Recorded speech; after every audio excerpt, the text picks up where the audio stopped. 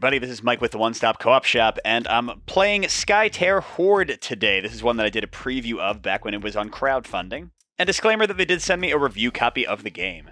I'll be doing a full solo playthrough of this one, but you can also play it two-player co-op, and I should have a review coming pretty soon as well. And if you like the content on the One Stop Co-op Shop, consider supporting us through Patreon. You get early access to our videos and exclusive videos every month. You can also check out our separate streaming channel for even more content, listen to our weekly podcast, or join the conversation on our Discord.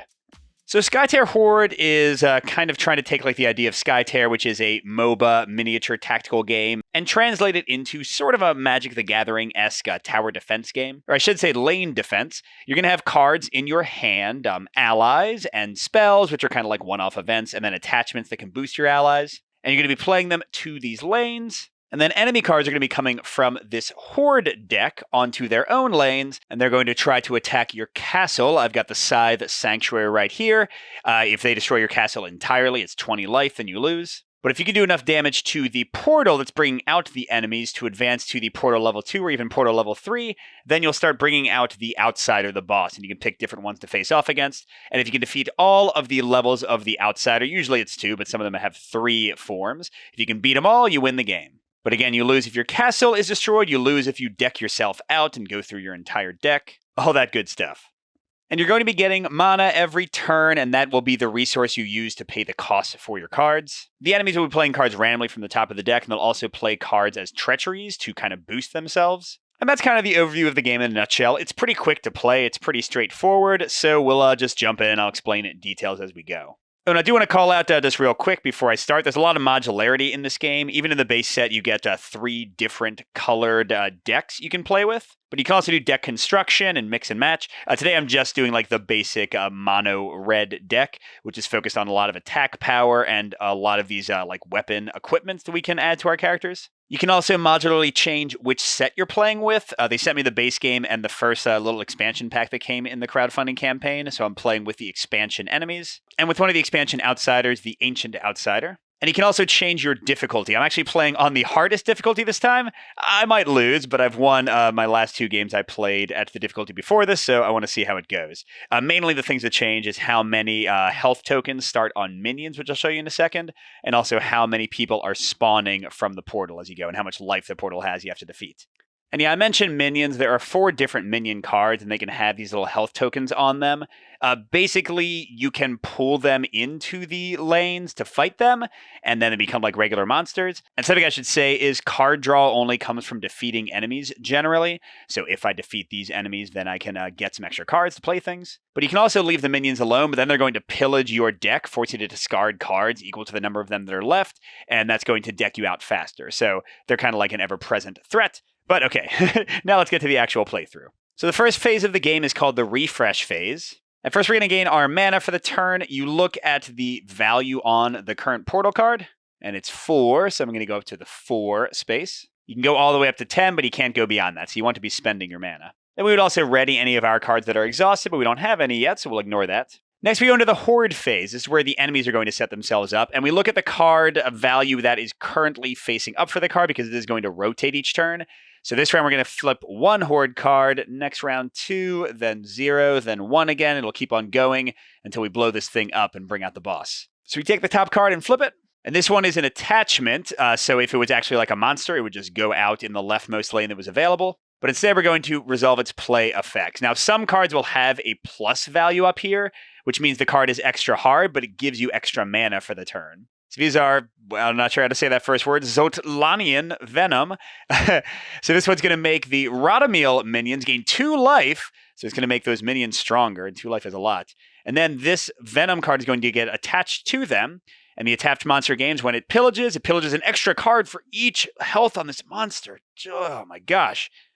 So the Rotomil minions already had 2 life. Now they have 4 life. And if I don't bring them into the lane to fight them, they won't pillage 4 cards, they'll pillage 8, and I'll lose the game very quickly. So I'm going to have to just suck it up and fight them, I think. All right, but that is it. At the end of the Horde phase, if we had anybody in the lanes, we would compact them down and basically have them fill in spaces from the left to the right. But we don't have to worry about that for now.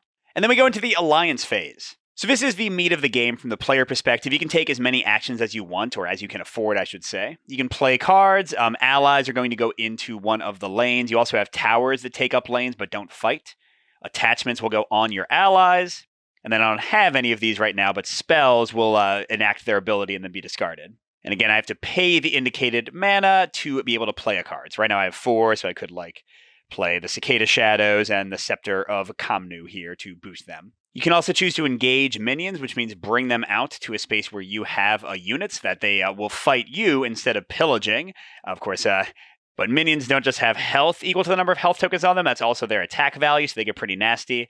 Whereas my units and most enemies have their attack value here and their health value here, so like the Shadowling is super weak. Another action is to use an exhaust ability if you have one. I don't see anybody that does right now. You can also move people around between the lanes or swap their positions. Or you can just throw away a card that's in play, but those are your options. Now I should also show, because it's kind of key to my strategy, whichever castle you pick, I think there's currently 2 per color, is going to give you an ongoing ability. So here, the Scythe Sanctuary has exhaust and pay 1 mana, and have an ally take 1 damage, gain 1 negative life token, to search your discard pile for an attachment weapon card with mana cost 1 or less and return it to the owner's hand. So basically, for 1 mana and hurting my own guys, I can recur my weapons over and over again. All right, now let's look at my options in my hand. I did get a mulligan, so I discarded a few cards and then drew up to these. Got a Shadowling, like I said, a super weak ally, 1 cost, 1 attack, 1 health. But when I play them, I can search my discard pile or my deck for a weapon card with mana cost 1 or less. We just heard that for our castle, and put it into my hand. So I've already got 1 weapon. There's another type in my deck, so I want to be able to tutor for that and search for it. Okay, then I got Cicada Shadows. You may deal 3 damage to your castle to reduce the mana cost of the Cicada Shadows by 1. That doesn't seem like a great idea, since my castle is how I win the game. And then they have a fight ability. This triggers when they have combat. If Cicada Shadows is engaged, that means facing another enemy. They will assault 1. That means they deal an automatic damage to the portal in this case. Or if the boss is out, the outsider, they can hurt them automatically. The red deck has a lot of that assault ability. And to show what I mean, here's the Scepter of Kamnu. There's an attachment that goes to one of my allies. When I play it, I assault 1, deal 1 damage to the portal or the boss if they're in play. And then the ally has fight assault 1. So if I put it on the Cicada Shadows, they would deal 2 damage to the portal automatically whenever they fought. I've got one of the 2 heroes that are in my deck, Yami. When I play them for the remainder of the turn, an ally gains Elusive 1. Elusive means after they attack, they can move 1 space to the left or right, and then attack again potentially, which is pretty cool. And then she has a fight ability, pay 1 mana. Yami and her neighbors, that means people to the left and right of her, gain +1 armor for the remainder of the turn, which means it'll cancel the first damage they would take. She's awesome, but costs 5, so not happening yet. Then I have a different Shadow Ninja card, Crane Shadows. They just have Assault 1 automatically, whereas the Cicada Shadows needed to have Assault 1 if they're fighting somebody, but it doesn't have the option to take damage on my castle to pay them for less. That's the trade-off there, I guess. All right, so I think I'm going to play the Shadowling first and go ahead and search for a weapon. I know which one I want. It's the thing I saw on the bottom of my deck. It is this Cantata, or no, it's a Naginata, isn't it? Yeah, so Lightning Naginata for 1 mana, which, by the way, I need to spend 1 mana to play the person I just did. I can put it on an ally, and they gain +2 attack. So my Shadowling would become a 3 attack instead of a 1. And then, let's see. I can play the Cicada Shadow to just have some more attack and try to kill some minions. Doesn't seem like a bad idea. I could put the Naginata on the Shadowling. I could take some damage to be able to play the Cicada Shadow and the Naginata. That would give me enough attack to straight up kill the Radomil minions. Yeah, you know what? I do like that, even though I'm hurting my own castle. So I'm using, there's not an official rule, but I'm using this little token to represent the castle's life. When it's on the +3 side, we're at 20. And when we get down to 10, then I'm flipping it to the -3 life. All right, so 3 damage on my castle to be able to play the Cicada Shadows for only 2 mana. And then Lightning Naginata attached to them. And then we can pull people out. I'm going to pull out the Radomil minions here and the Zephyrite minions here. The other 2 on the other side we won't be able to do anything with yet. Oh, and sorry, I didn't pay for the Naginata. There we go. And all right, that's the end of the Alliance phase. Now we go to the Treachery phase. We're going to get a random boost to one of the minions. It's a little bit like Lord of the Rings LCG, if you've played that. So I flip over the top card, and if there's a number of swords on the left or the right, that's going to go and boost the leftmost or the rightmost monster in the row. So here, this Chromium Golem is giving +1 attack to the Zephyrite minions. Not going to matter. They were going to kill the Shadowling. Well, I guess it will matter because they all have trample, so it will get through to my castle. Sometimes you'll instead see a lightning bolt, and that will activate like a special ability, but here we're just boosting attack. Okay, and then we have the fight phase. So we go one by one. And what we do is if there's a fight effect on the enemy, we resolve that. And then if there's a fight effect on our ally, we resolve that. And then they deal damage simultaneously to each other. If an enemy is unblocked, they just hurt our castle. If we are unblocked, then we can hurt the portal and get closer to the boss coming out. So Zephyrite minions, 1 life means 1 attack, +1. They're dealing 2, killing my shadowlings, and with their trample, getting 1 damage through my castle, but I'm doing 1 back to them, which does defeat them. This card would get discarded in any case. Now for minions, they just go back to where they came from, but when you fully defeat them, just like when you fully defeat any monster, you get to draw a card. Here I've got a tower, which again goes into a lane, but can't attack, and like if there's an enemy there, they won't block them. The enemy will just attack straight to the castle. This one gets 3 health, which is basically like 3 uses, and I can use it once per turn. Exhaust, take away 1 health. To do Gorilla 2, remove 2 health from a minion. It's not bad, especially if the minions keep on blowing up like they are. All right, and now we do the Rotomil minions. Their special ability, remember, was for pillaging, not for fighting, but my Cicada Shadows do have fight. If Cicada Shadows is engaged, assault 1, and they are, so they're going to deal 1 out of 8 damage to the portal automatically. And then we fight, they're dealing 4 damage to my Cicada Shadows, who only have 2. So, oh my gosh, my castle's already down to 14 life. Great. And then I do 5 damage to them, more than enough to take them out. So the attachment's discarded, the minions go back, and again, I draw a card because I defeated a monster. Mage Crafters. After you play an attachment, assault 1. Ooh. So it is good with my recurring items. I can play these guys and just do a lot of free damage to the portal if I can get them out. By the way, speaking of, my Cicada Shadows are dead. My Naginata's in my discard pile where my castle can grab it if I'm willing to hurt somebody for it. And that's the end of the fight phase once we've resolved all of the fights from left to right. Then we go to the pillage phase. How many health of minions are left in the back? Didn't fight. If they had fight, they don't pillage. There are 3, so we are discarding 3 cards right off the top of our deck, including my main leader. That was great. There are abilities, especially in the yellow deck, that let you rebuild cards back into your deck, but I don't think I have any of those. And then finally, we have the end phase. The gate has not been destroyed, so it rotates, and now we're going to have 2 people next turn. Great. We would also have to discard down to 7 cards, but we're okay right now. So that's the end of round 1. The other rounds will go a little bit faster. Let's jump in. So refresh phase, we're at 4 mana again. Now we're doing 2 horde cards, 1 at a time. First we have a monster, so this is going to go in the leftmost lane. A Sand Chimera, no bonus mana for us. Okay, 2 attack, 3 life, play. Sand Chimera deals 1 damage to all allies within a lane. Okay, so good thing is that doesn't do anything to us. But then whenever it fights, the ally engaged with Sand Chimera gains a permanent -1 attack token. Don't love that. Even if we kill them, they're like weakening us for a while. Although, if we just throw somebody at them as a sacrificial person, that won't be a problem.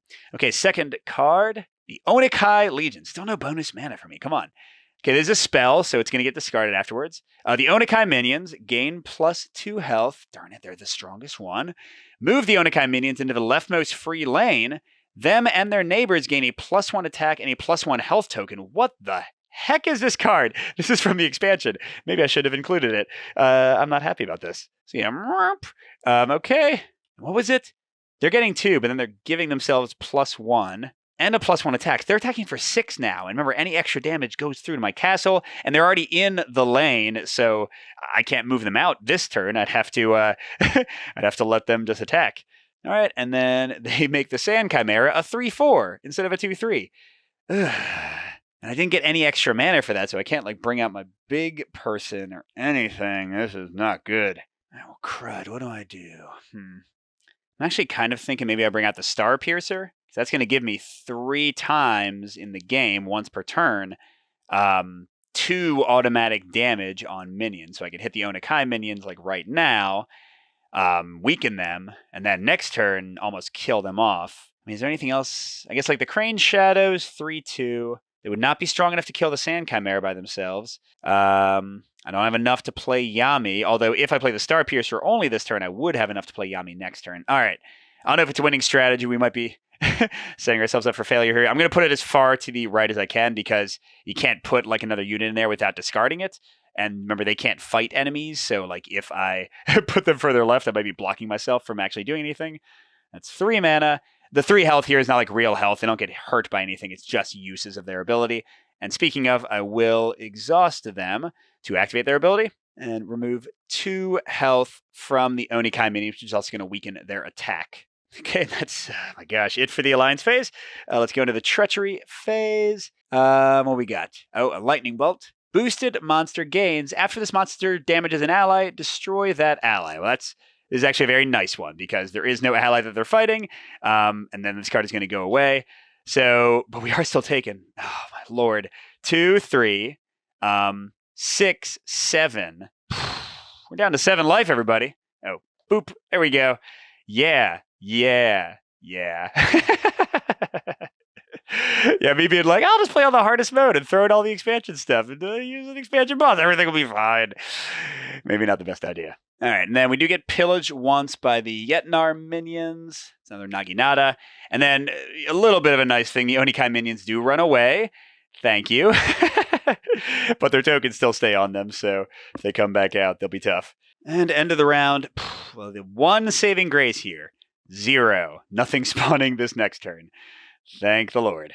All right, refresh phase. I'm up to 5 mana. No cards coming out for the Horde this turn. So we go right to the Alliance phase. So Sand Chimera has 4 life, and when they attack, they knock our attack down by 1. So like, if I put Yami out for all of my mana, they would have enough to attack them, because they would do 4. They would take 3 back, so they'd have a single life left. Although Yami, well, no, we won't have enough mana to use her defense. Ooh, now an alternate strategy.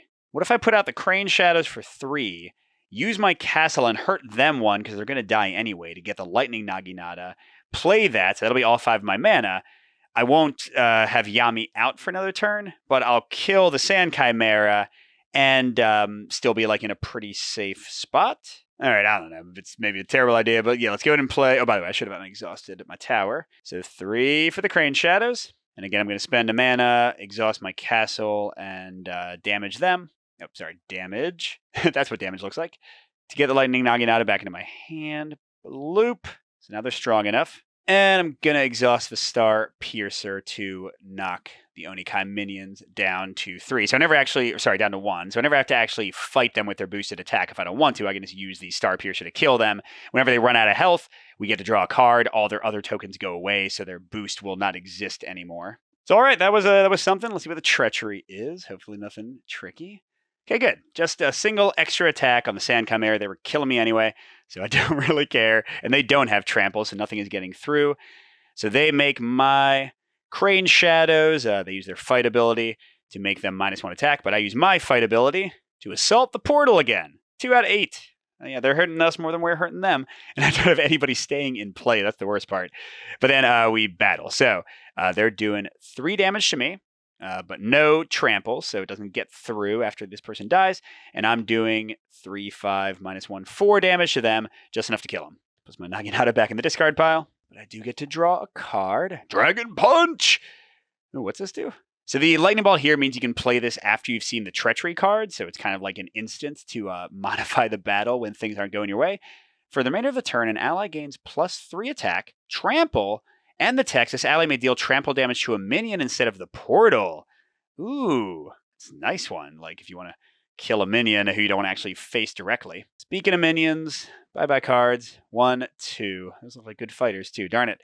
And our brief breather is gone. We're back to 1 Horde card this turn. We're getting 4 mana. And let's jump right in. Secret Passage. Oh, it's more minion boosting. The Yetnar minions gain +2. For the remainder of the turn, Yetnar minions cannot be engaged and gain Pillage. Pillage 1 extra card for each life on this monster. This is actually, in a way, way better than it would have been, because they can't be engaged, which means they can't be attacked, but my Star Piercer can still shoot them so that they're not doing a double pillaging. It doesn't mean we're not going to finish either of these people easily. I guess we could kill the Onikai. But yeah, that's still, that was a pretty good result. And hey, no actual like minions out, so I can try to hit them a bunch right now. In fact, I could, I guess I could like use the Dragon Punch, although it would be kind of a waste. Or would it? Like if I played out the Mage Crafters, gave them a Dragon Punch, they could attack for 4, which could all go to the Yetnar minions. Now, can I split it? It seems like it has to be all or nothing, so I think I would waste one of their 4 attack, but they would kill the Yetnar minions. I could use the Star Piercer to kill the Onikai minions. I'd draw 2 cards.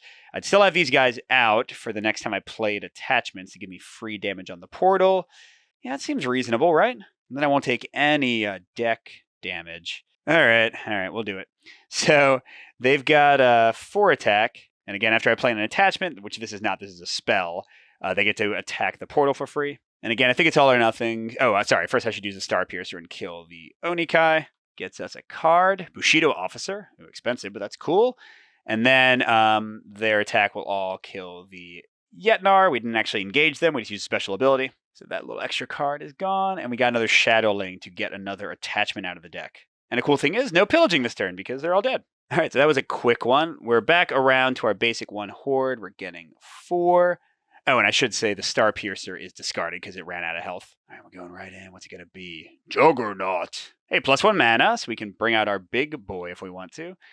After Juggernaut destroys an ally, it gains +1 attack, and it's got Trample. Yes, feels like we should bring Yami in just specifically to kill this guy, if we can. Okay. But first, let's look at this Bushido Officer. Bushido Officer, exhaust. Another ally gets +1 attack for the remainder of the turn. Ooh, every turn we can do that. And by the way, exhausting doesn't stop them from doing anything else. You just slide them down so they can still fight. They can still move around. After you play an ally, Bushido Officer gets +1 attack for the remainder of the turn. Man, that one's great. But yeah, I want to kill the Juggernaut before it kills many people. What I'm worried about is if I spend all my mana playing Yami, I don't have any mana left to use her armor ability. And there's a super good chance with the Juggernaut being the leftmost and the rightmost enemy that they're going to get boosted by at least 1 attack, kill Yami, which would be a bummer. It would definitely be a bummer because I'd love for her to stay out for a while. I mean, let's see. If I played my Shadowling, got another Naginata for +2 attack, put it on them, that would give them to 3 attack. But no, then I just let this person be trampling through and getting stronger. Yeah, unfortunately, I hate to do this.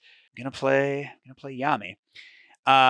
Now, the one nice thing I can do, I can give one person when I play her elusive 1, which means when they strike the first time in a turn, they can then move 1 lane to the left to the right. Doesn't stop the enemy from retaliating. That's all simultaneous, so it's not like it would save their life. So I can either take a chance, move the Mage Crafters here, and if by some magic Juggernaut doesn't kill Yami, then she could give herself elusive 1, move over and do a second 5 attack right on the portal. That's probably not going to happen, though. I mean, well, I guess, yeah, I mean, whatever. I'm just going to say the Mage Crafters have elusive 1, which means they'll be able to do 1 damage, move over and do another damage. It's not much. It's a single damage, but it's better than the nothing I expect Yami to get. Oh, or maybe, I mean, there's a tiny chance she'll survive. Should I just... No, it's stupid. Okay, whatever. I'm saying they have elusive 1 when I play her, and then my my whole turn's done. And let's see what the treachery is. Oh, wait. If the boosted monster is engaged, it deals 1 damage to the engaged ally. Okay. I thought I was lucky because there was no extra damage, but actually this could have been worse. In this case, it's all the same. He does 3 to me. I take 3 and die. I do 5 to him. He takes 5 and dies. Everyone's happy, right? I mean, except for me, because I lost my best unit. But I did get another Lightning Naginata. Okay. Ooh, and with the Mage Crafters, that's extra good. Yeah, once again, no pillaging. So we're going, oh no, it's the 2 turn again already? And I just really can't make headway with this portal. Hard is hard. All right, so I do have... Oh, I didn't... I forgot. They should have attacked, and then moved, and then attacked again, right? So the portal is half dead, although when I kill the portal, the outsider comes out. So it's not necessarily the best thing in the world. All right, they're doing 2 Horde cards. Let's see what we got. Utseshi Swarm. Okay, there's another minion. 1 Zephyrite minions gain 3 life, and Alliance player loses 1 mana. These... I think is another one of the extra cards. Gosh. Now, I don't technically have to fight the Zephyrite. Nothing is bringing them into play, but if I leave them, they're going to keep on draining my resources pretty badly. Okay, and the second card, not giving me more mana, a Chromium Golem. Is that 10 life? Prevent all damage to Chromium Golem's neighbor. Chromium Golem gains -1 for each damage prevented this way. So he's just blocking for everybody. Wow, okay. Gosh darn it, the -1 mana means I can't even play the Bushido Officer that I wanted to play. Yeah, I'm really not sure what to do here, people. I can bring the Zephyrite minions out. Maybe play my Shadowling and put a Naginata on them. But then the Zephyrite minions will trample past me and do damage. And the Chromium Golem I'm not even going to try to oppose. And they'll also deal damage. And I can probably afford to have my deck pillaged a bit more than I can afford to have my castle attacked. And I think my best chance to defeat the golem is to get the Bushido officer out, so I want to maybe like save some mana. I don't know. All right, Shadowling. I'm just gonna go in my discard pile and get one of the extra lightning Naginatas. And actually, I'm putting them here. I'm going to, so that was 1. I'm gonna pay another 1 to put it on them. And then, even though it might be a terrible mistake, I'm gonna bring out the Zephyrite minions. Hopefully, they don't get treachery. Oh, well, actually, I guess this is also not good. So the Chromium Golem does 2 in my castle.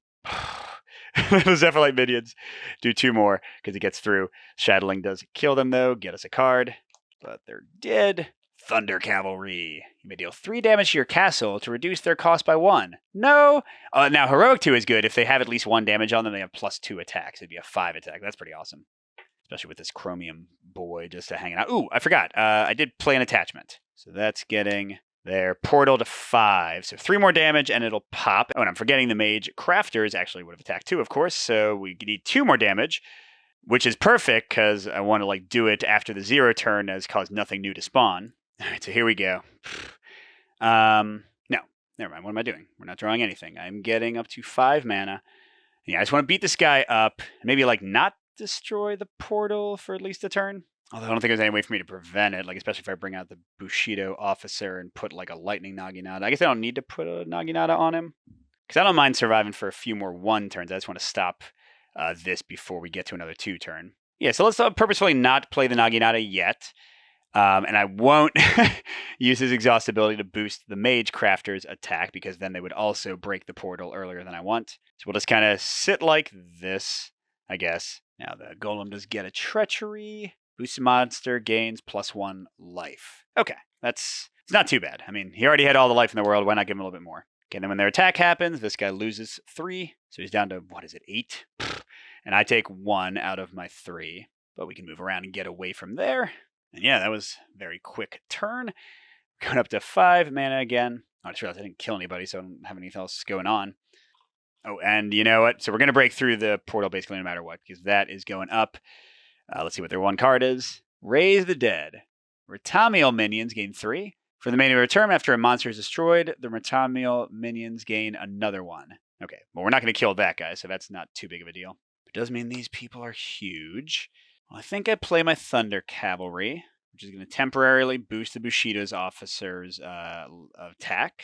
Because every time I play an ally, they get +1 attack until the end of the turn. And then we know that the portal's breaking anyway, so maybe I just give him a Lightning Naginata and just try to almost kill the Chromium Golem or get as close as I can. Oh, I just realized if I pull out the Retamiel minions this turn, the Chromium Golem's going to take the damage for them. Ooh, wait, maybe that's good? I mean, it would let me finish the guy. Oh, no, but then every time I kill another monster, they're going to get boosted. Well, you know what? Actually, I guess I'd rather have the Thunder Cavalry hurt them because they'll just take hopefully 1 damage, maybe 2 from them.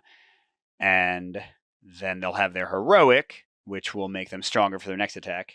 Ooh, in fact, this might be a little bit foolhardy, but what if I give them 1 damage to trigger Heroic now and get back another Lightning Naginata using my castle? So now they're 5 attack. I can exhaust him to give them a temporary 6 attack, and then I can play a Lightning Naginata on them to get them to 8 attack.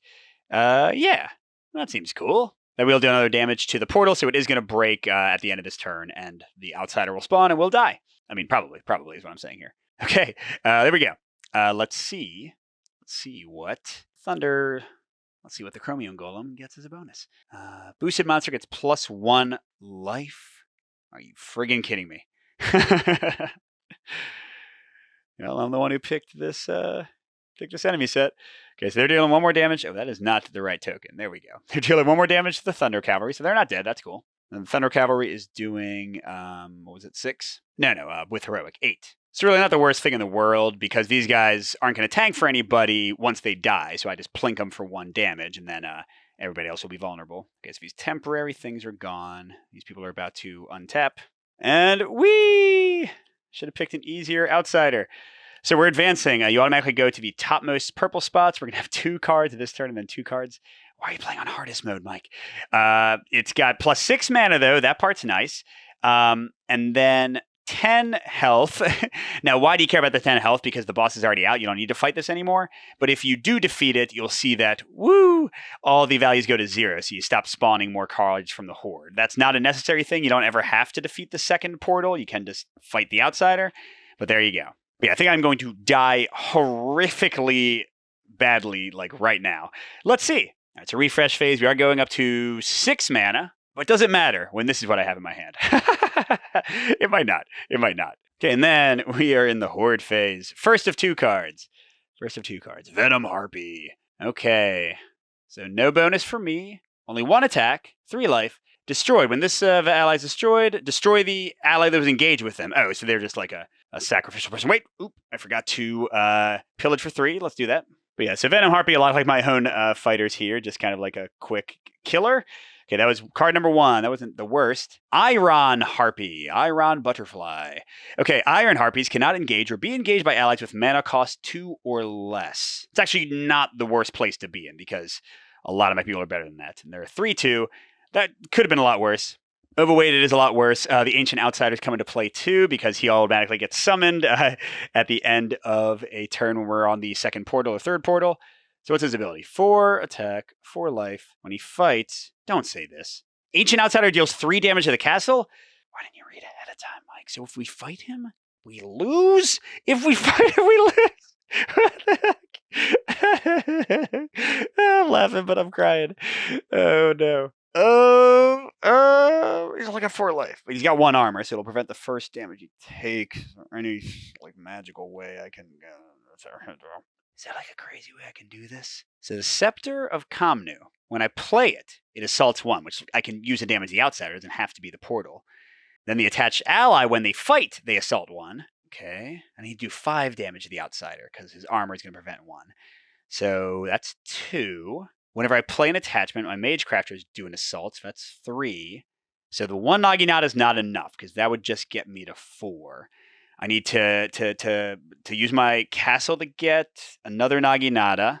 It's one option. Or to get another Scepter. Those are kind of similar options. Okay. And then I would never have to fight the outsider. Then he would be dead before we ever fought him. Although I do have to check. What's the next phase? Okay. So he's definitely going to murder us, but he doesn't have the ability to automatically hit the castle anymore. So, okay, let's go. We got a plan to survive one more turn. Of course, there's also like 85 other enemies left. So this isn't necessarily going to actually do anything to help us win. Whatever. It's okay. All right. So literally the only person I can hurt to use my castle's ability without killing them is a Bushido officer. So he'll do that. And there is not another one of the scepters. So I dug for another lightning Naginata. And now I need 1, 2, 3. Oh my god, like 1, 2, 3 mana to play all of these. Now I do want to like kill everybody. So, I guess technically Iron Harpies cannot engage or be engaged by allies with mana cost 2 or less. So I think, would she have been placed there and the outsider would have gone there? I think that's how it works. Because the Mage Crafters are too weak. Okay. So, we need whoever has the Scepter to attack. Okay, well, the Mage Crafters should definitely go on the Golem. So it'll kill them automatically. Let's go ahead and pay... we already paid it. Let's go ahead and give them the Assault 1. So their ability is going to take away the armor. And then playing this does the first of 4 damage. When they actually attack, they'll do the second of 4 damage. And then the Venom Harpy does 3. I mean, the Thunder Cavalry is already good for that. The Bushido Officer is already good to kill the Iron Harpy. I guess you can give somebody +1 attack. I don't know. We're going to have way too much attack anyway. Let's go ahead and give the Thunder Cavalry +1. Let's go ahead and give him a Lightning Naginata. I don't know. Let's give them a Lightning Naginata. Everyone's got a Lightning Naginata. That's going to be 2 more damage on the boss. And now as long as this this hammer attack goes through, we'll defeat their first form. All right. So what's the treachery going to throw at us? The boosted monster is... No! This is the one card I didn't want! God, you guessed it! It's fine.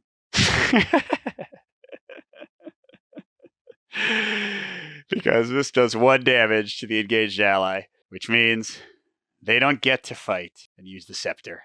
They don't get to use the scepter. All right, well, darn it. They don't even go. Well, let's play it out. Everything's fine, everybody. So the The Thunder Cavalry attacks the Venom Harpy. But all their damage is prevented by the stupid Golem. The Golem finally dies. Get the heck out of here. Gosh, this guy didn't even give us any mana when we played him. Why did I play with the hardest new decks? Why did I do this to myself? Okay, so we got a card. Hey, card draw. Card draw. Thunder Cavalry. They're awesome. But the Venom Cavalry poisons my Thunder Cavalry, and they're not even dead. They're not even dead. And then the Ancient Outsider, before he even attacks with his 4 damage, just kills us. Oh, we're dead. Oh, man. All right. Oh, what a bummer. Because if that had not happened, we would have cleared the board. The Ancient Outsider would have been coming with his more powerful form, but we would have had 3 more cards, right? Or I guess even 4, because we would have defeated him too. So let's just see what we would have had. We would have had a bunch of people to play. We would have had 8 mana the next turn. We could have, we'd have had the Katana of the Dusk. This is the best weapon in the deck right now. Attached ally gains +2 attack, and after resolving the first strike of a turn, they attack again, but they take 1 damage. Ah, man, this would have been cool. Yeah, and I could have gotten the Thunder Cavalry and boosted them. They might have been able to kill the Outsider. Yeah, we would have had a chance. Treachery. Okay, but that was solo play of Skytear Horde. It is lightning fast, as you can see. A very quick game to play through, which I like a lot. I'm going to play some more of the co-op mode to see how I feel about that, and then I should have a 5-5 coming, I don't know, another week or so. But I hope you enjoyed that one. Again, lots of modularity here. I could have done deck construction. I could have mixed in some non-red colors to maybe have healing or defense boosting or anything that would have helped me survive. That would have been nice.